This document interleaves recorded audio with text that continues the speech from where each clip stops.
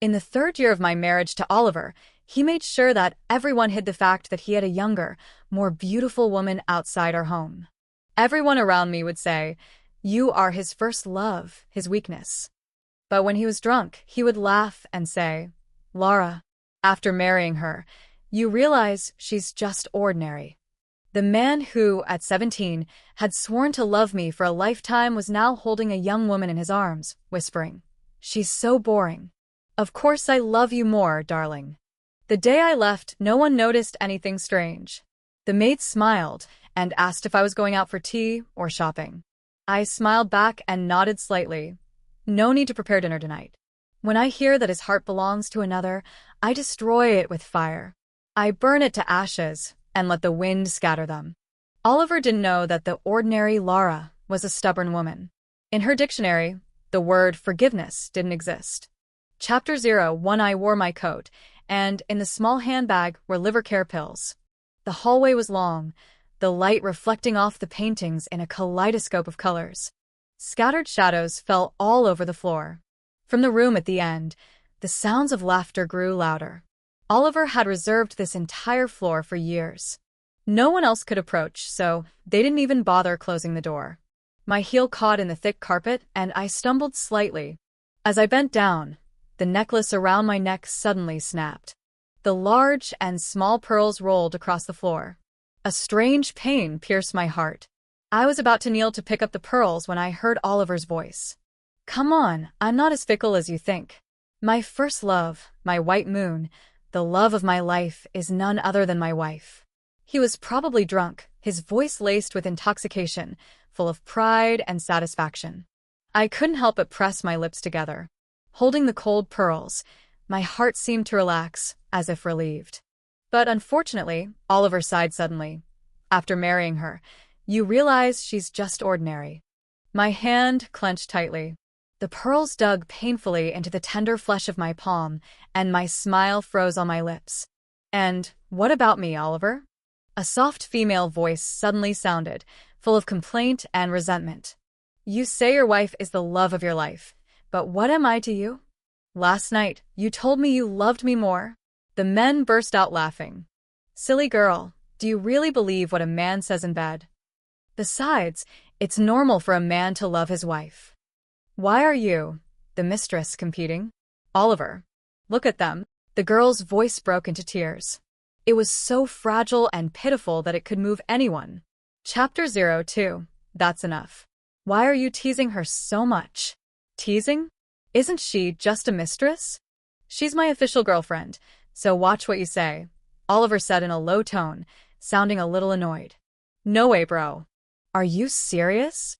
Oliver replied casually. "Yeah. She's been with me since she was 18. I have to be responsible." "Beast. You took advantage of her the moment she came of age. Aren't you afraid your wife will make a scene?" Oliver laughed. "She depends on me. What can she fight me with? But you'd better shut up. I love my wife, and don't want her to feel bad." "You love your wife? And what about me?" The young girl pouted, unwilling to let it go. Oliver pulled her into his arms to comfort her. "Is this really worth crying about?" The girl sobbed, her voice sweet and clingy. "Oliver, I want you to say you love me more than anyone, even if it's a lie. I would still be willing." "All right, darling. She's so boring. Of course, I love you more." I stood in the shadows outside the door and suddenly smiled. The man who once swore to love me for a lifetime was now comforting a younger girl. But I didn't even feel like confronting him anymore. Once a cheater, never trustworthy again. I turned and walked back down the long hallway the way I had come. The 17-year-old Oliver had once secretly carved my name into his desk. He said, "Oliver loves Laura and will love her forever." But his forever lasted only a fleeting 10 years. Chapter 03. That morning, when Oliver returned, I was already downstairs having breakfast. He rushed in with a large bouquet of flowers and a gift in his arms. His face was full of guilt and remorse. "I'm sorry, darling. The meeting ran too long last night, and I couldn't come home. When we got married, he promised that no matter how busy he was, he would never spend a night away from home. But in the past 6 months, he'd been coming home later and later. And this time, he didn't return at all. I put down my chopsticks and looked at him. His suit, shirt, and tie had all been changed. The scent on him was clean and fresh. He had clearly gone to great lengths to cover his tracks. He placed the bouquet on the table, came closer, and tried to kiss me. Darling, I swear this was the first and last time. I raised my hand to block him and asked, word for word, did you stay at the office last night?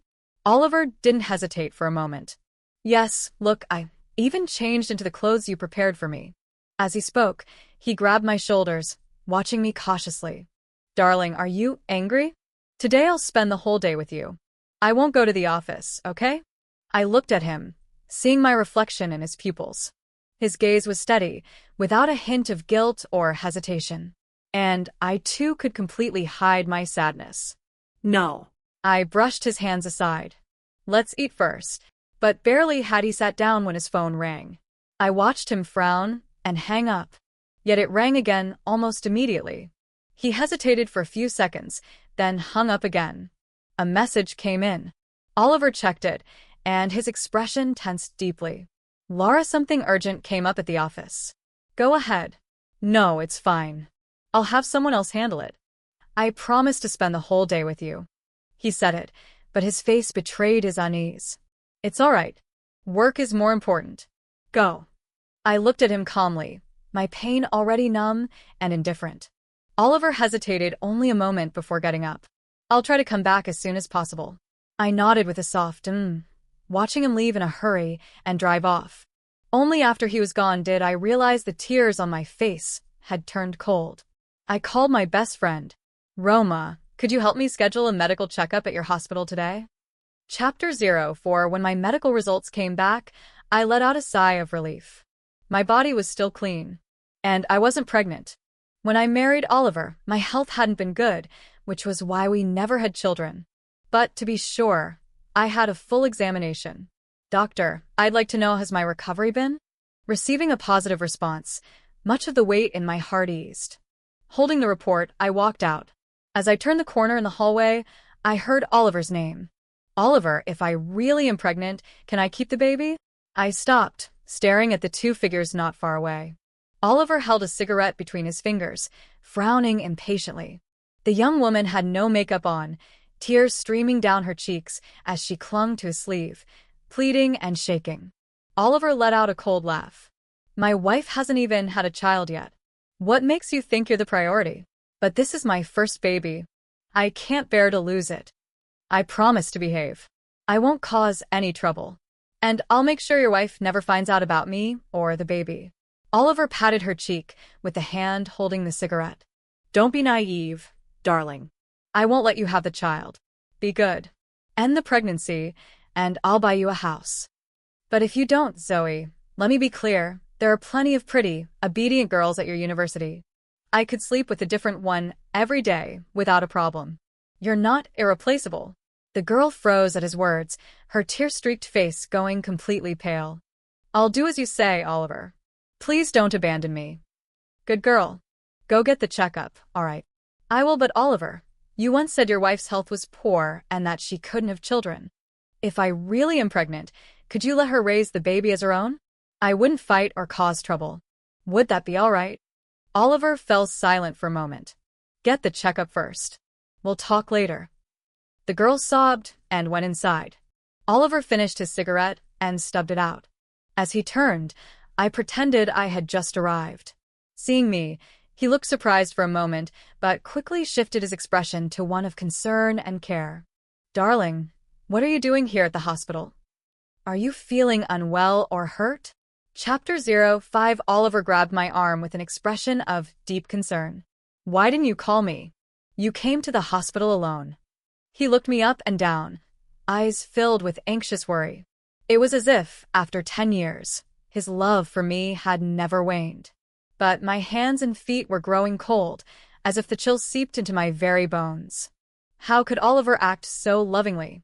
While he called me darling with such devotion, his mistress was just a few meters away in another room taking a pregnancy test. And yet, he could stand in front of me without the slightest crack in his facade. So much, so that I could no longer tell who was the real Oliver? I'm fine, I said. I just came to visit a friend. He exhaled deeply and wrapped me in a tight embrace. You scared me so much, darling. Oliver, do you really care about me? I asked softly, looking at him. Of course I care. He hugged me tighter. When we got married, remember how poor your health was? I spent 3 years caring for you little by little until you got better. Darling, you don't know, seeing you here nearly scared the life out of me. If anything happened to you, how could I go on living? I wanted to laugh, but the corners of my mouth were stiff. My lips trembled uncontrollably, as if I had swallowed hot oil. I asked him, then why are you here at the hospital? His grip on my arm tightened slightly. Oh, I came to visit an elderly relative who's hospitalized. But this was the obstetrics and gynecology department. Still, I didn't expose his lie. Chapter 06. On the way home, Oliver's phone wouldn't stop ringing. He simply turned it off. Even if the King of Heaven calls today, I'm staying home with you. I said nothing, just stared at the scenes passing by the window. The road home passed by our old high school. Familiar scenes that were once so sweet now felt like honey-coated blades stabbing into my heart. My vision blurred for a moment. In that haze, I seemed to see our past selves, Oliver, and me. Laura, please don't be mad, okay? I beg you, just listen to me. Let me explain just one thing. All right, one thing. 2 things then. Just 2, okay? Young Oliver tugged at my sleeve with a mischievous smile, refusing to let go. Go away, Oliver. Don't cry, Laura. Hit me if you want, hit me as hard as you can, but don't cry, all right? The phone in my bag suddenly vibrated, pulling me back to reality. I took it out. The message was from an unknown number. He says your health is poor, and you can never satisfy him. 3 years of marriage, and you've never changed positions. He's tired of it. He doesn't like using protection, and told me that if I get pregnant, I should just have the baby. After all, you can't even get pregnant. You're worthless. Why do you keep clinging to him? Suddenly, I laughed. Oliver looked at me curiously. Darling, what's so funny? I locked my screen and replied calmly, my best friend just reminded me about our tea date. I completely forgot, and now she's scolding me. Oliver immediately relaxed. So, are you going? Of course, or Roma won't forgive me for 3 days. You should also head to the office and do some work. Oliver frowned. I'm starting to get jealous of Roma. You always prefer her. I don't want you to go. Wouldn't it be better for us to spend time alone? I turned to look at him, but he was already signaling to turn the car around, ready to take me somewhere else. I smiled slightly and looked away. There will be other chances. Exactly, we have a lifetime together. I won't fight with Roma this time. He dropped me off at a private club and then drove away hurriedly. Half an hour later, Zoe sent me another message. He left you alone again? See? He told me that every time I cry, he just can't resist softening. By the way, I'm pregnant. He said I should keep the baby. He even mentioned he likes daughters, but I want to give him a son. I did the math. This baby is definitely a boy. It's such a shame, though. The doctor said we can't have sex during the early stages of pregnancy.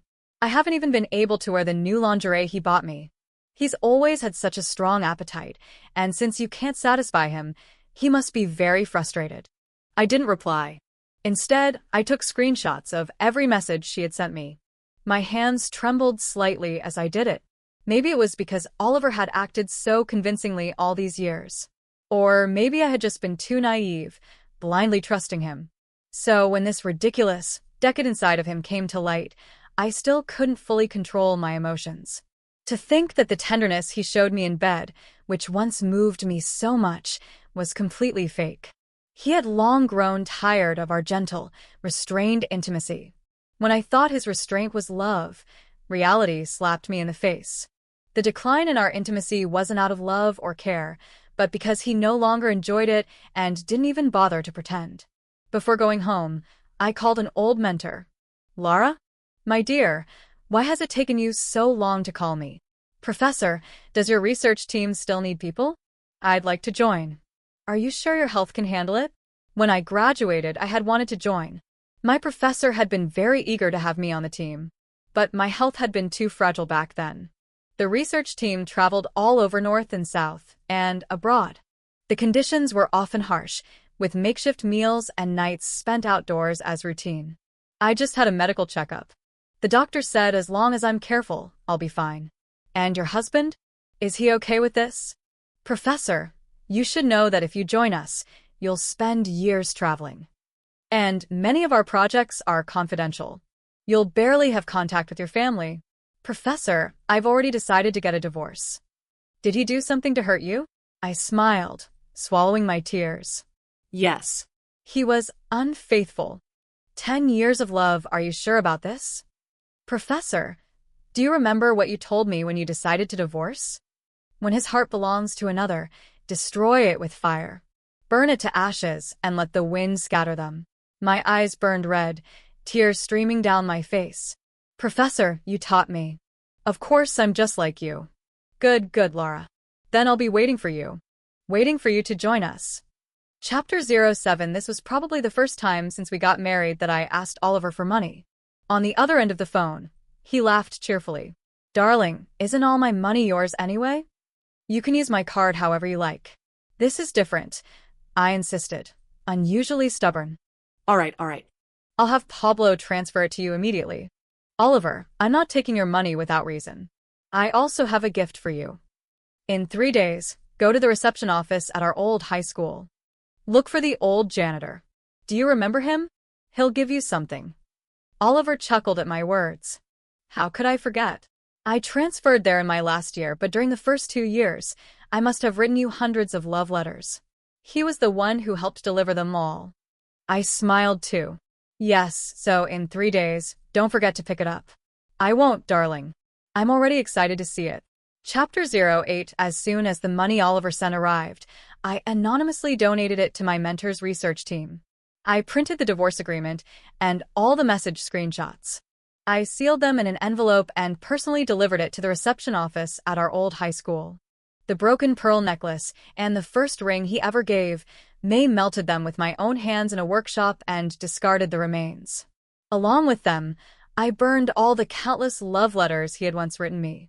On the last morning, I had breakfast with Oliver as usual. And as always, I saw him off when he left for work. Oliver looked apologetic. I had planned to take you to the hot springs today, but once again, I've broken my promise. It's okay. Work is more important, I said with a faint smile. Go on, don't delay your work. Oliver looked at me with a mix of tenderness and guilt. Darling, you're always so understanding, so good to me. All these years, I've been so busy with work that I haven't spent enough time with you. I looked at him in silence, my thoughts drifting away. The boy who once warmed my cold hands in the winter morning mist, the man who had once knelt before his parents for an entire day to win their blessing to marry me. 10 years together, and he still looked as young and handsome as ever. His love for me had been real. His betrayal was real too. His guilt and pity were genuine. But so was his restless heart, addicted to the thrill of forbidden love. I knew I could choose to remain blind and silent, to go on being Mrs. Oliver for the rest of my life. No one could take that title away from me. But I no longer wanted to be Mrs. Oliver. I wanted to be Laura again. Suddenly, Oliver stepped forward and embraced me. Darling, I love you so much. Wait for me tonight. Let's have dinner together. I don't know how I managed to force a smile, nor how I held back the unnecessary, redundant questions. Fortunately, his phone rang again, demanding his attention like an urgent call. I gently pushed him away. Go on. Don't keep them waiting. Reluctantly, he turned and left. But his steps grew quicker as he walked away. I smiled faintly, turned, and went upstairs. As always, I changed into my gardening clothes. At noon, I had a simple lunch. After a short nap, I got up and changed into clothes for going out. I took a bag, placing all my important documents and belongings inside. As I came down the stairs, the maid smiled and asked, Madam, are you going shopping or for tea? I nodded slightly, smiling as well. Yes. And there's no need to prepare dinner tonight. He wouldn't be coming for dinner. And I would never return. Chapter 09. The driver dropped me off at the club I used to frequent and left. I walked down the stairs where the car my professor had arranged was already waiting at the corner. The car had classified plates, impossible for ordinary people to trace. Clutching my bag tightly, I crossed the street and got in. As the door closed, my phone rang. The name flashing on the screen was Oliver. I didn't hang up, but deep down, I knew this would be the last time I spoke to him. Darling, I'm so embarrassed to tell you this. Oliver's voice was full of regret and guilt. I have an important engagement tonight when I really can't cancel. I won't be able to have dinner with you at home, but I promise I'll come back early tonight to be with you, okay? Darling, please don't be upset. I've already sent Pablo to pick up the gift you asked for. You're going to love it when you see it. Holding the phone, I looked out the car window at the seemingly endless street.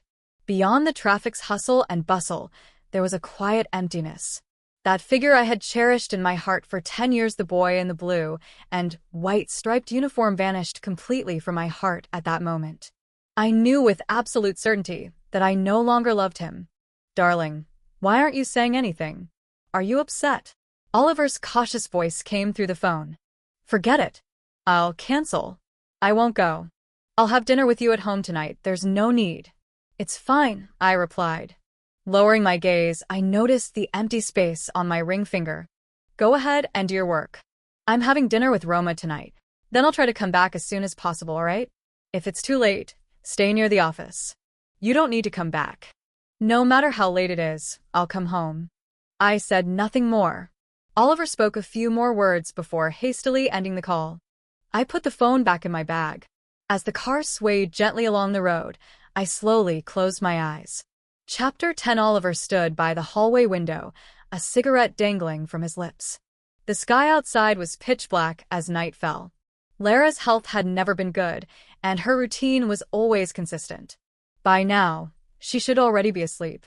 When Zoe came out of the examination room, eyes red and swollen, Oliver had already stubbed out his cigarette. He looked at her coldly. What did the results say? Some slight bleeding. The doctor recommended as much bed rest as possible this month. Then don't go to school. Stay home and rest. Love, will you stay with me? Zoe clung to his arm, her tone full of complaint. Oliver frowned and pulled his arm away. Haven't I told you not to call me that? There's no one here. I thought it would be okay. Enough. I'll tell the driver to take you home. You're not staying with me? I feel really bad today. I'm scared the bleeding will get worse. Didn't the doctor give you medicine? Take it and rest. Oliver walked straight to the elevator. I'm not a doctor. There's no point in me staying. Zoe bit her lip, holding back her tears once again. But afraid of irritating Oliver, she swallowed them and followed him into the elevator. Oliver, just as she was about to get into the car, Zoe couldn't hold back anymore and turned to call out to him. Oliver checked his watch, clearly annoyed.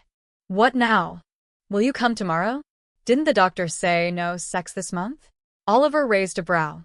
There's no point in seeing you. This month I need to spend time with my wife. You'd better behave. Zoe, full of anger and sadness, let her tears fall freely. Thinking of her pregnancy, Oliver felt compelled to offer a few words of comfort. Rest well. I'll come when I have time. Zoe watched him get into the car and drive off without looking back. Her tears cooled on her cheeks, her jaw aching from how tightly she clenched it. She couldn't understand. She was young and beautiful. How could she lose to that sickly wife? Every time she thought of it, hatred burned in her bones. And yet, she couldn't let go of Oliver or everything he gave her. So she swallowed her anger and endured it. Chapter 11. Oliver's car stopped in front of the house. The maid came out to greet him, and he asked as usual, Has the madam gone to bed? But as she took his coat, the maid looked surprised. Madam isn't with you? Oliver froze. What did you say? The night was deep, with only the house lights illuminating the darkness. Madam went out this afternoon for shopping and tea. When the driver offered to pick her up tonight, she said it wasn't necessary because she'd be dining with you outside. The more the maid spoke, the more nervous she became, her voice trembling. Before she left this afternoon, Madam told us not to prepare dinner tonight. Suddenly, Oliver stepped forward and grabbed the maid by the collar. What else did she say? Don't skip a single word. Tell me everything clearly. The maid turned pale with fear. And no, she didn't say anything else. Just that we didn't need to prepare dinner. Oliver abruptly released her, pushing her aside. He rushed upstairs, pulling out his phone to call Roma. "Are you with Laura?" "No, we didn't meet today. But this afternoon, Laura said she had dinner plans with you tonight." Oliver's voice was incredibly calm. Even he couldn't believe how steady he sounded. But no one saw how his hand, holding the phone, was trembling uncontrollably. "Laura did call me," Roma admitted. "But I had surgery today, so we agreed to meet another time." Oliver wasn't even sure how the call ended. He dialed numbers of other close friends of Lara's, but all of them said they hadn't been in contact with her today, nor had they seen her. Standing in front of the master bedroom, Oliver found the door locked. For a moment, he didn't have the courage to open it. How, in his foolish hope, had he thought that Lara, someone so intelligent, would know anything about his actions? But when had she found out? And how much did she know? Could he even hope for forgiveness? A surge of panic brought back memories from years ago. Back then, they had been in college. Through club activities, he had grown close to a female classmate who was secretly in love with him, something many had noticed. Lara had mentioned it to him twice, but he hadn't taken it seriously. After all, he loved Lara so much that no other woman could compare. Later, at a club dinner, he drank in place of that classmate and escorted her back to her dorm. Lara hadn't argued with him. Instead, she had broken up with him on the spot. His world had crumbled. During those 6 months apart, he couldn't remember how he had survived. It had taken immense effort and pleading to convince Lara to give him a second chance. Now, as he opened the bedroom door, his hand was shaking violently. The room was completely dark. The bed was untouched and perfectly made. Empty. Even the subtle traces of her presence had vanished. Oliver rushed into the room, frantically opening every door he could find. But all the rooms were empty. With trembling hands, he dialed her number. The call connected, but no one answered. Forcing himself to stay calm, Oliver lit a cigarette and took a deep drag. He quickly searched for Pablo's number and called. "Pablo, send someone to find her. Start immediately. Investigate. What do you want us to look for, Mr. Oliver?" Oliver gave him the address of the club Lara had gone to earlier that day. Find out where she went after leaving the club, where she is now, and who she's been in contact with recently. Pablo, check her documents, airports, train stations, bus terminals. Don't miss a single place. And track her phone location. Let me know as soon as you hear anything. Chapter 12. Oliver turned around and drove straight to the airport. There weren't many places she could go. Other than her small hometown a few hundred kilometers away, there was the city where her best friend from college had settled. Oliver tried to calm himself. He kept telling himself he had always been discreet. He had warned his friends, making sure none dared to say too much in front of her. Zoe wouldn't dare either. So maybe Lara had only heard some vague rumors. Maybe it was because he'd been coming home late too often lately, spending too little time with her, breaking some promises. Perhaps she was upset and just wanted to teach him a lesson. Things weren't like before anymore. Now they were married, their interests tightly bound together. Her health wasn't good, and she had been staying home to recover. Without him, it was like a bird released from a golden cage. She wouldn't survive long. Oliver kept repeating these thoughts to comfort himself, but they didn't ease his anxiety. His heart pounded the entire way, his insides churning as if his heart were being roasted over flames, tortured by uncertainty. At a red light, he dialed her number again. Still no answer. As he neared the airport, Pablo called. "Madam left the club around 4 p.m. But all the video on that street is blocked, so we couldn't trace her movements. We also checked the airport and train stations, no record of her traveling. Mr. Oliver, it's possible Madam is still in the city." Oliver gripped the steering wheel tightly, exhaling a sudden breath of relief. "Keep looking. No matter what, find her." "And her phone location? Have you tracked it?" "We couldn't. It seems Madam's phone location has been deliberately disabled or altered." A loud buzzing filled Oliver's mind, going completely blank. Pablo kept talking, but Oliver didn't hear a word. Suddenly, he remembered what Lara had said when she asked for money that day. She had mentioned preparing a gift for him, left at their old school's reception office. She told him to pick it up 3 days later tomorrow. But Oliver couldn't wait another second. Chapter 13. When Oliver arrived at the school at full speed, It was already past midnight. The reception office lights were off. Without hesitation, he got out of the car and knocked on the door forcefully.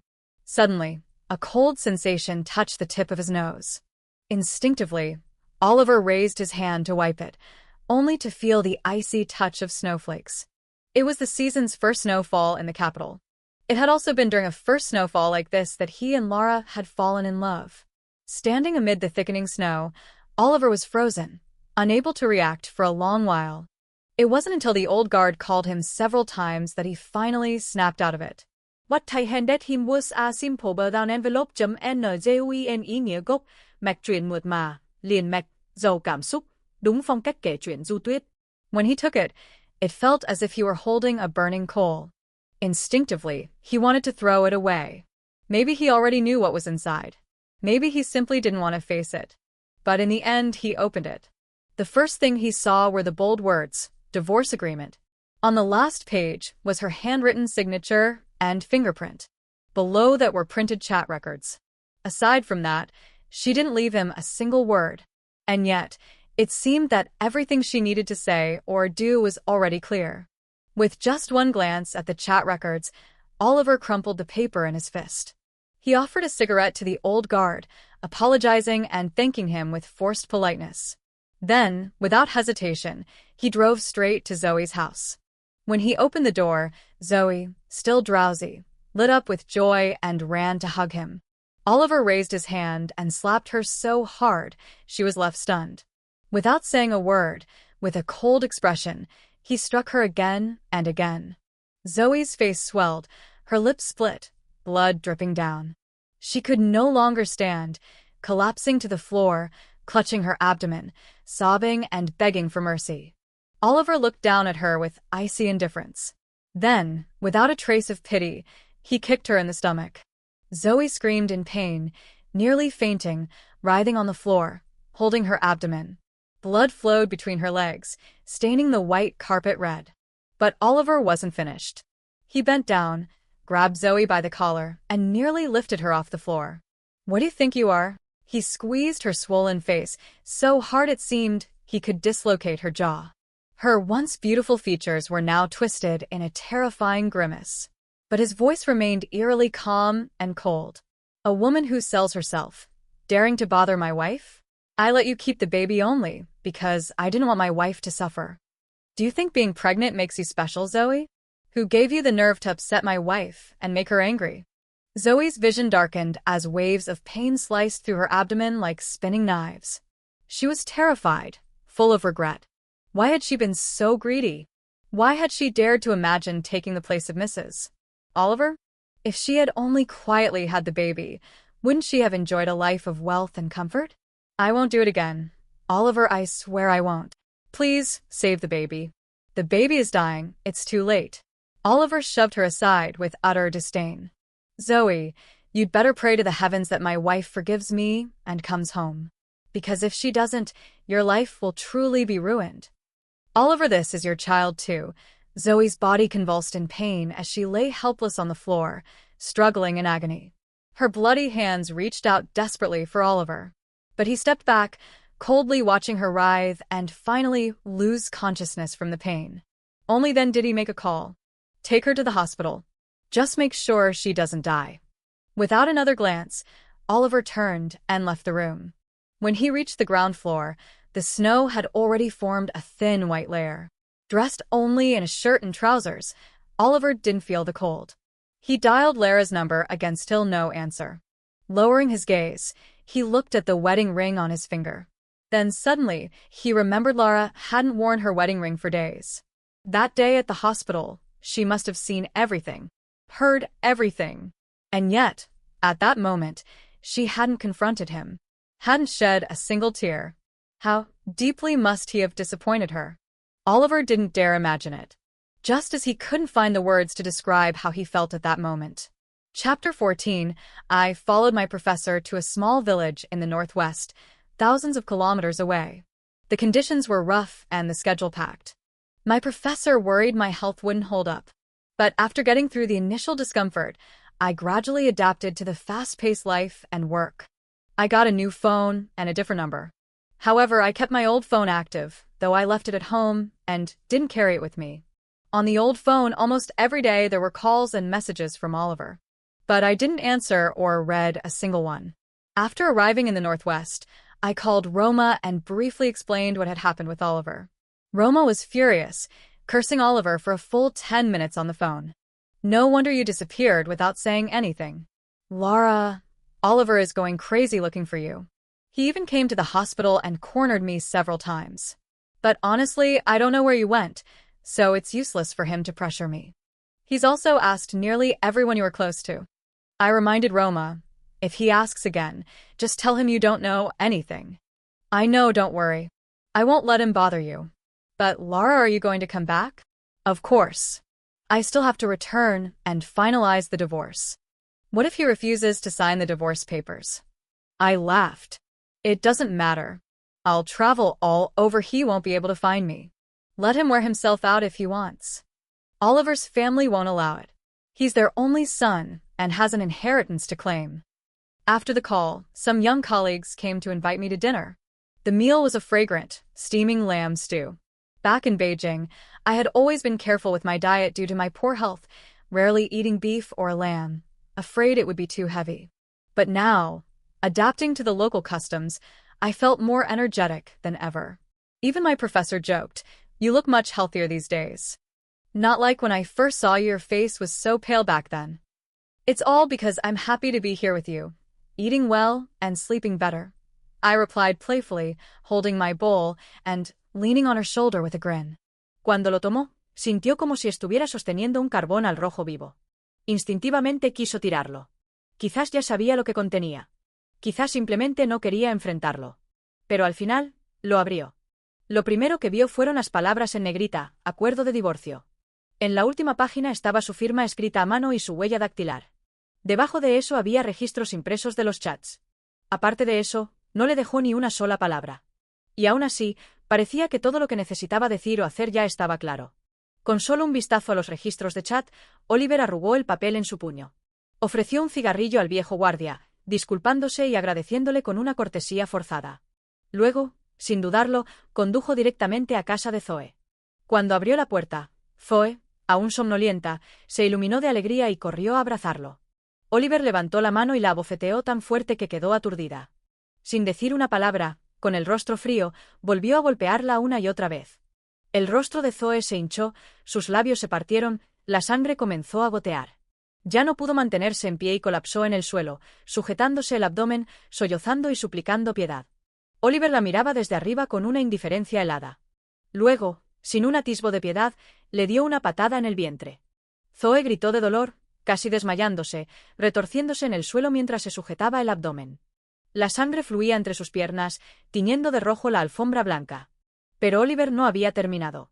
Se inclinó, la agarró por el cuello de la camisa y casi la levantó del suelo. ¿Qué te crees que eres? Le apretó el rostro hinchado tan fuerte que parecía que le podría dislocar la mandíbula. Sus rasgos, que alguna vez fueron hermosos, ahora estaban torcidos en una mueca aterradora. Pero su voz seguía siendo inquietantemente calmada y fría. Una mujer que se vende y se atreve a molestar a mi esposa.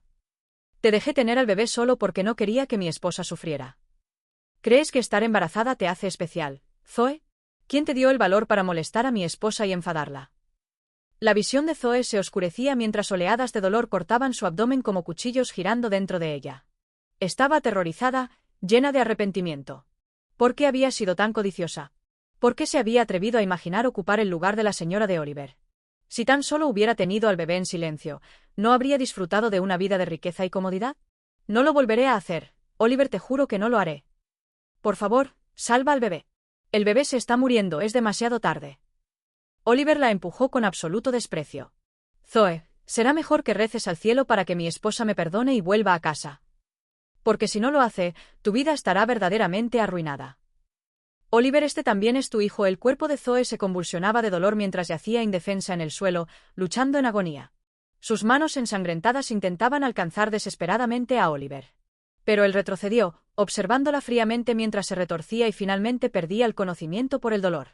Solo entonces hizo una llamada. Llévenla al hospital. Solo asegúrense de que no muera. Sin dedicarle otra mirada, Oliver se dio la vuelta y salió de la habitación. Cuando llegó a la planta baja, la nieve ya había formado una fina capa blanca en el suelo. Vestido solo con una camisa y pantalones, Oliver no sentía el frío.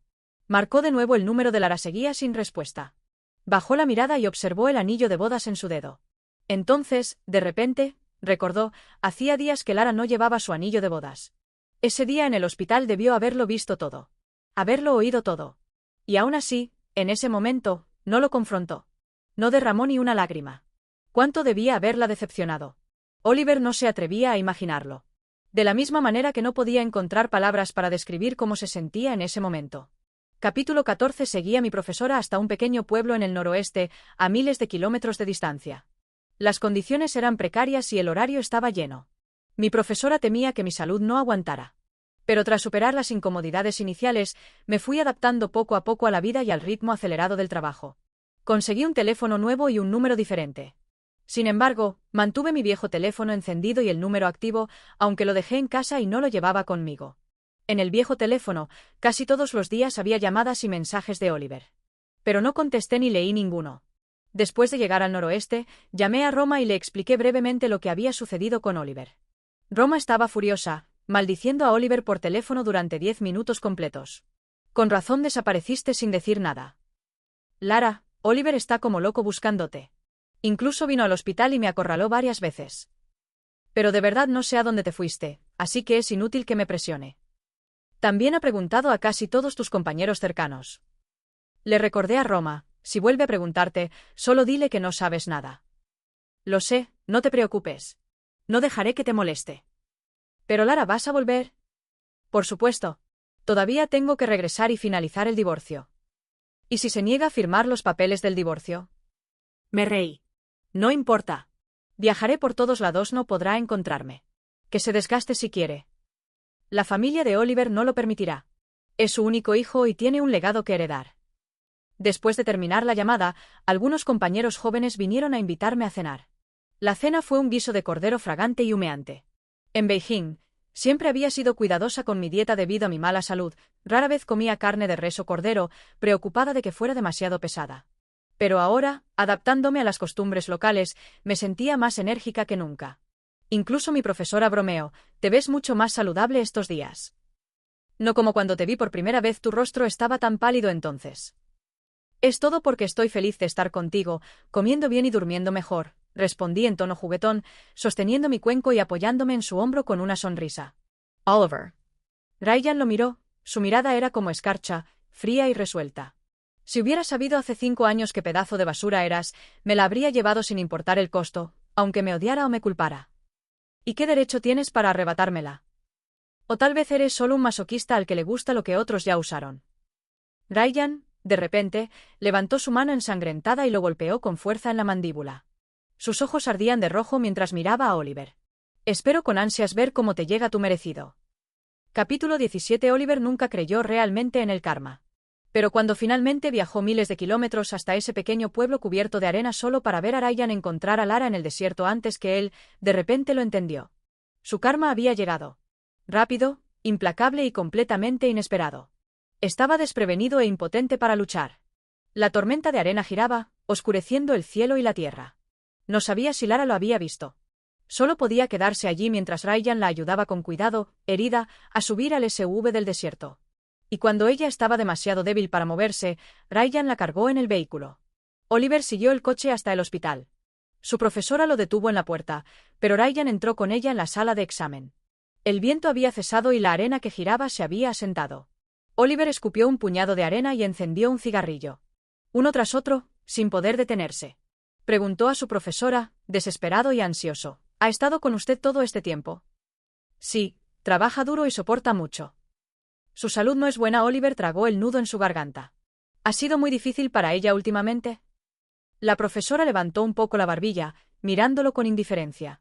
No ha estado muy feliz. Los ojos inyectados en sangre de Oliver daban miedo. Tal vez era por la tormenta de arena. Profesora, ¿aún tengo una oportunidad? ¿Me perdonará? De verdad lo lamento. Sé que me equivoqué, parecía un niño indefenso y perdido. Este hombre alto se aferraba a la manga de la profesora al borde de las lágrimas. No lo sé, dijo la profesora con calma, pero respeto las decisiones de Lara. Profesora, por favor, ayúdeme. No lo hará. Pero la profesora negó con la cabeza y apartó suavemente su mano. Lara es mi estudiante más destacada. La conozco bien, y en temperamento se parece mucho a mí. En este asunto nadie puede ayudarlo. Pero profesora, hemos estado juntos 10 años, ¿y qué? La sonrisa de la profesora era tenue, pero despectiva. Mi exmarido y yo estuvimos casados 15 años. Él incluso se arrodilló y lloró rogándome. Pero un hombre manchado es un hombre manchado, no diferente de la basura. Oliver, las mujeres no somos recolectoras de basura. Si realmente te importan esos 10 años juntos, entonces déjala ir. Capítulo 18. El día que finalizamos nuestro divorcio, al salir del registro civil, Oliver me llamó. Esposa, su expresión estaba vacía, todo su ser carecía de energía. Esos ojos que alguna vez fueron apasionados y audaces, ahora estaban apagados y sin vida. Llámame por mi nombre. Lara. Oliver se acercó, deteniéndose frente a mí. Me miró con intensidad y, por un momento, un leve destello de esperanza pareció iluminar sus ojos apagados. Podemos seguir siendo amigos, ¿verdad? Como hace 10 años, empezamos como amigos, negué con la cabeza. No, no podemos. Pero Lara, lo interrumpí con firmeza. Oliver, hace 5 años te lo dije, el perdón no existe en mi vocabulario. En ese entonces hice un sacrificio y retrocedí por ti. Y 5 años después obtuve lo que merecía. Entonces no tenemos que ser amigos. Podemos empezar como extraños. Por favor, dame solo una oportunidad más. Te juro, Oliver, ¿aún no me conoces? En tus ojos soy simplemente Lara la ordinaria, pero en realidad soy increíblemente terca. Oliver, de repente, me miró, sus ojos se abrieron de par en par. ¿Esa noche escuchaste todo? Asentí con calma. Sí, lo escuché todo. El leve destello en sus ojos se rompió como hielo fracturado. Pero Lara, te llevaste tu collar de perlas favorito y nuestro anillo de bodas contigo, no puedes dejar ir lo que teníamos, era como un hombre ahogándose, aferrándose desesperadamente a la última esperanza. Pero aplasté su última ilusión. Los quemé todos en el taller de joyería. Oliver, si buscas nuestros supuestos sentimientos del pasado, puedes probar en las alcantarillas. Sin decir nada más, me di la vuelta y seguí caminando. Pero Oliver rápidamente me alcanzó. Vas a estar con Ryan, ¿no? Pero Lara, todos los hombres son iguales. Solo te persigue porque aún no te tiene. Una vez que te tenga, cometerá los mismos errores que yo. ¿Y qué? Lo miré, mi mirada tranquila. Después de tener a alguien tan terrible como tú como ex, ¿qué más queda por temer? ¿Te vas a casar con él? Pensaré cuidadosamente sobre el matrimonio, pero todavía soy joven. Puedo tener tanto una carrera que amo como a un hombre que amo. ¿Lo amas? Le sonreí. ¿Y eso qué tiene que ver contigo? Capítulo 19. Mientras esperaba a que el semáforo cambiara a verde, vi un coche estacionado al borde de la carretera. En el frío de principios de primavera, Ryan estaba apoyado contra él, vistiendo una chaqueta negra. Las ramas desnudas sobre él empezaban a brotar con pequeños retoños amarillos. El viento todavía traía un rastro de frío. Él estaba allí, quieto, pero su mirada se dirigía con frecuencia hacia donde yo estaba, buscándome. Y cuando finalmente me vio, se enderezó de inmediato, justo cuando el sol atravesó las nubes. Un suave halo de luz cayó en sus ojos. Lara. Comenzó a caminar hacia mí con pasos largos y decididos. Cuando el semáforo cambió a verde y la multitud detenida comenzó a moverse de nuevo, el cruce peatonal se llenó de vida con movimientos rítmicos. Pero yo permanecí inmóvil. Sonriendo levemente, incliné la cabeza, observándolo. Vi cómo caminaba hacia mí con pasos firmes, como una escena temporal de una película. Lara. Por fin llegó a mi lado, mirándome con ojos nerviosos. Parecía inquieto, su respiración irregular. El viento frío había teñido sus orejas de un leve tono rojo. Levanté la vista hacia él y, por un momento, recordé al chico rebelde que había sido hace tantos años. De repente comprendí que todos esos encuentros casuales camino a la escuela no habían sido coincidencias. Que cada mirada fugaz, cada momento en que nuestras miradas se cruzaron, no había sido un accidente. No podía imaginar cómo se había sentido en aquel entonces, viéndome dedicarme completamente a Oliver. Cuánto debió ocultar detrás de su última mirada y esa última sonrisa cuando elegí a Oliver en lugar de a él. Pero el amor nunca ha sido racional. En aquel entonces, Ryan y Oliver eran polos opuestos. Y en ese momento, como una chica sensible y emocional, naturalmente me sentía atraída por Oliver, quien sabía cómo hacerme reír. Parecía inevitable. No me arrepiento del pasado. Pero ahora he decidido mirar hacia adelante. ¿Has estado esperando mucho tiempo?, le pregunté con una sonrisa. No mucho, el tiempo justo. Su mano, que colgaba suelta a su lado, lentamente se levantó como si quisiera tomar la mía, pero vaciló. Ryan. Dije su nombre y di un ligero pisotón. El viento de primavera en Beijing es tan frío. ¿Tienes frío? Sí, mis manos están congeladas. Extendí mis manos, mostrándole mis dedos enrojecidos por el frío. Ryan no dijo nada, pero tomó mis manos con suavidad. Frotó mis dedos helados hasta que volvieron a calentarse, luego naturalmente guardó mi mano en el bolsillo de su abrigo. El semáforo volvió a cambiar a verde. La multitud comenzó a moverse, vibrante y viva. Con su mano en la mía, Ryan me llevó al flujo de gente. La primavera había llegado, su calidez crecía constantemente. Era la estación perfecta para enamorarse. Capítulo 20. Oliver. Lara finalmente se casó con Ryan. En la boda asistieron muchos de sus antiguos compañeros de clase, amigos y maestros. Incluso más que cuando Oliver se había casado con ella. La boda no fue tan extravagante ni grandiosa como la suya.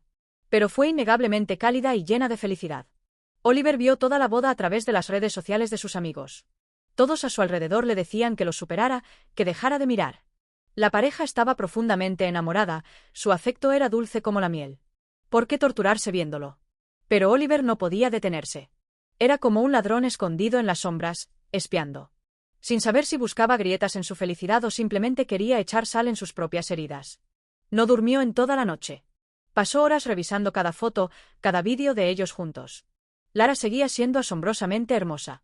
Los años de viajes, soportando dificultades y trabajando en condiciones difíciles, no la habían desgastado. En cambio, se veía más vibrante y saludable que nunca, como su esposa. Había oído que Ryan y Lara pasaban gran parte de esos años separados, perdiendo contacto durante meses a la vez. Oliver había esperado en secreto que Ryan, siendo hombre, eventualmente fallaría. Porque si alguien conocía los defectos de los hombres, era él. No podía creer que Ryan pudiera permanecer leal, sin resentimientos, sin un solo desliz. Incluso mandó a personas a vigilar a Ryan, esperando encontrar un error y usarlo para separarlos. Pero los años pasaron y Ryan siguió siendo tan firme como siempre, sin un solo paso en falso. La única satisfacción de Oliver era saber que Lara había rechazado las propuestas de matrimonio de Ryan varias veces. Cada vez que escuchaba esto, sentía una alegría secreta. Pero no duró mucho. Aunque Lara no aceptó de inmediato casarse con Ryan, cada vez que regresaba a Pekín, se quedaba en la casa de Ryan. Al principio, Oliver esperaba con ansia sus visitas. Le daba la oportunidad de verla desde lejos y aliviar su añoranza. Pero con el tiempo, comenzó a temer sus regresos. Porque cada noche soñaba con Lara y Ryan juntos en la cama. Oliver pensó que nunca podría olvidar esos sueños, ni siquiera en la muerte. Cuando Lara se mudó por primera vez a la casa de Ryan, no salieron en 3 días. 3 días después fueron juntos al supermercado. Ryan parecía radiante, como un hombre que tenía todo lo que quería. Y Lara, ella brillaba con una frescura, como una flor que brota después de la lluvia. Sentado en su coche, mirándolos desde lejos, Oliver sintió una desesperación tan profunda que casi deseó morir. En el segundo año del matrimonio de Lara y Ryan, ella quedó embarazada. Ese mismo año, después de una noche de borrachera, Oliver fue brutalmente atacado por Zoe en un acto de venganza calculado. Los últimos años había vivido como un fantasma, descargando toda su ira en Zoe. Al principio, ella lo soportó, aterrorizada de él. Pero finalmente se quebró y luchó, dispuesta a hundirlo con ella. Sobrevivió al ataque, pero el destino tenía sus propios planes. Mientras el vientre de Lara crecía con el hijo de Ryan, Oliver recibió un diagnóstico devastador de su médico. Pasaría el resto de su vida en una silla de ruedas y había perdido la capacidad de tener hijos para siempre. Oliver pensó en las palabras burlonas de Ryan. Ese bastardo tenía razón después de todo. Había traicionado a la mujer que más amaba. Destruyó al único hijo que tendría. Y ahora había perdido a Lara para siempre, sin esperanza de formar una familia otra vez. Era karma. Y los largos y desesperados años que se extendían frente a él los pasaría pagando por sus pecados, atrapado en la miseria de su propia creación. Un castigo sin escape.